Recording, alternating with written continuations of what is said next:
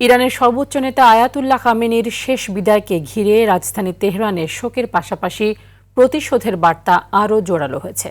মার্কিন ইসরায়েলি বিমান হামলায় নিহত নেতার প্রতি শেষ শ্রদ্ধা জানাতে গ্র্যান্ড মোসাল্লায় লাখো মানুষের ঢল।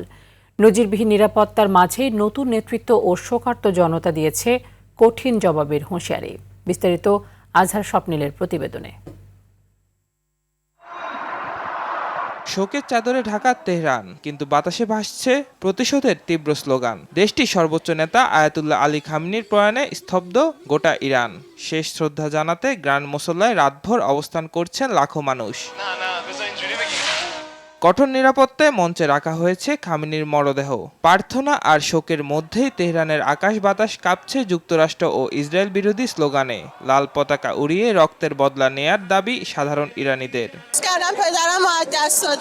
আমরা সারা রাত এখানে প্রার্থনা করেছি, আল্লাহর দরবারে চোখের জল ফেলেছি। খামেনি শুধু আমাদের নেতা ছিলেন না, তিনি ছিলেন আমাদের পিতার মতো। তার এই রক্ত বৃথা যেতে দেব না আমরা। সোমবারের মূল জানাজাকে কেন্দ্র করে তেহরান জুড়ে নেওয়া হয়েছে নজিরবিহীন নিরাপত্তা। মোতায়েন রয়েছে সাজোয়া যান ও স্নাইপার। ঘোষণা করা হয়েছে সরকারি ছুটি। যুক্তরাষ্ট্র ভেবেছিল আমাদের নেতাকে হত্যা করে ইসলামী বিপ্লবকে থামিয়ে দেবে, কিন্তু তারা ভুল করেছে। এই ত্যাগ আমাদের যুব সমাজকে আরো ঐক্যবদ্ধ এবং রাষ্ট্রের প্রতি আরো অনুগত করে তুলেছে। সোমবার তেহরানের রাজপথে খামেনির শবযাত্রা অনুষ্ঠিত হবে। এরপর মরদেহ নেওয়া হবে শিয়া মুসলমানদের কয়েকটি গুরুত্বপূর্ণ ধর্মীয় স্থানে। সবশেষে বৃহস্পতিবার উত্তর পূর্বাঞ্চলের শহর মাশহাদে তাকে দাফন করা হবে। 1989 সালের পর এটি ইরানের বৃহত্তম রাষ্ট্রীয় শোকানুষ্ঠান।